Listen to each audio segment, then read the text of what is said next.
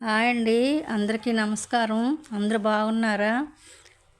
శ్రీ విష్ణుమూర్తి తాబేళ్ల రూపం శ్రీ కూర్మ అవతారం ఎందుకు ఎత్తారో మీకు తెలుసా?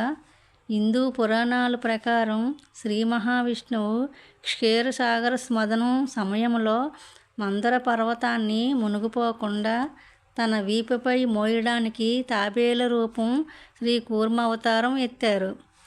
సముద్ర మథనం చేసేటప్పుడు మందర పర్వతం క్రింద ఆధారం లేక సముద్రంలో మునిగిపోతుండగా దేవతలు, రాక్షసులు సహాయం కోసం విష్ణుమూర్తిని ప్రార్థించారు. అప్పుడు విష్ణువు ఒక భారీ తాబేళ్ల కూర్మం రూపం ధరించి పర్వతం క్రింద తన వీపును ఆధారంగా నిలిపారు. ఆ తాబేళ్ల పర్వతాన్ని పైకి లేపి అది అటు ఇటు కదలకుండా స్థిరంగా ఉండేలా బలాన్నిచ్చింది. దీని సహాయంతో దేవతలు, రాక్షసులు అమృతం కోసం పాల సముద్రాన్ని చిలకగలిగారు. శ్రీ కూర్మ అవతారం అనేది శ్రీ మహావిష్ణుమూర్తి యొక్క 10 అవతారాలలో రెండవది.